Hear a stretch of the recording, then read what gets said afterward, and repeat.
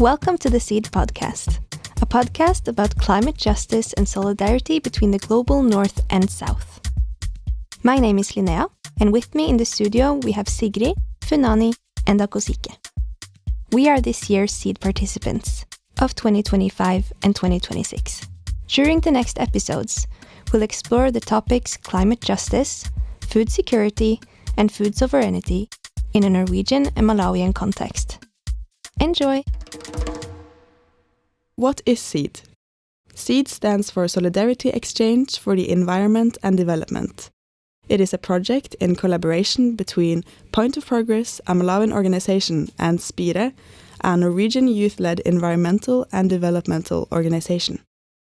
We are 2 people from Malawi and 2 people from Norway who have spent 4 months living and working in Lilongwe, the capital city of Malawi. During our stay, we talked to farmers in small communities and commercial farmers about the challenges they face and how they cope with them. We're now living together in Oslo, Norway, and I've gotten the pleasure of exploring the Norwegian food systems and talk to Norwegian farmers. In this way, we've been able to see the similarities and differences in the challenges Norwegian and Malawian farmers face.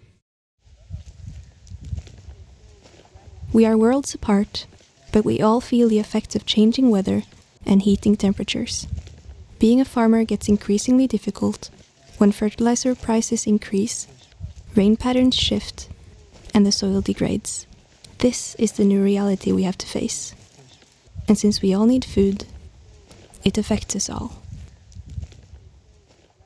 Now we'll dive into what climate justice and food sovereignty actually is. Akuzike, what is climate justice?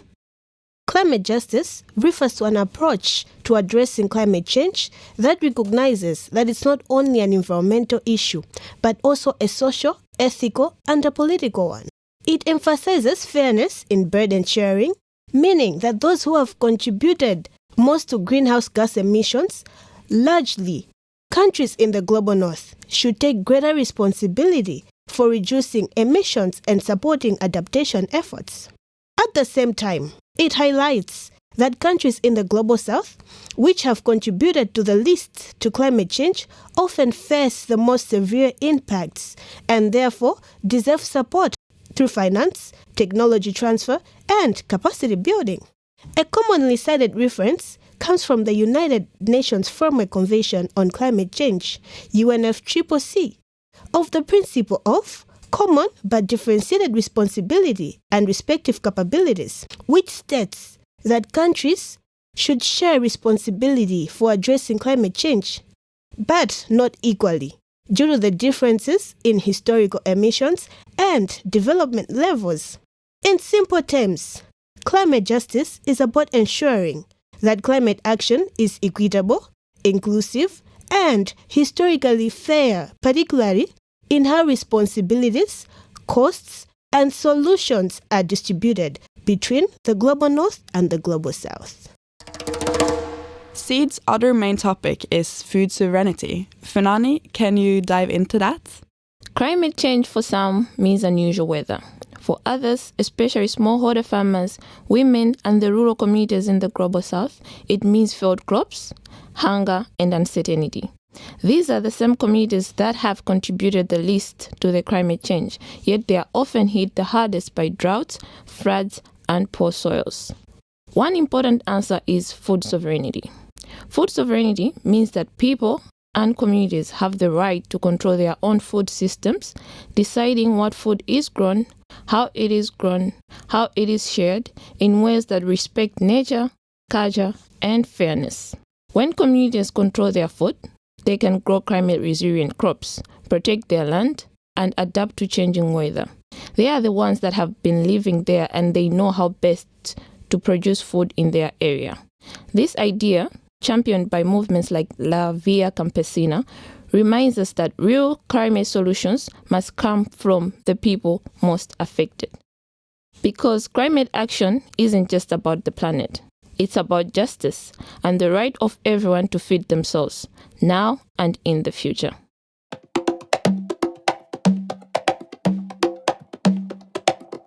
We need farming in order to feed ourselves.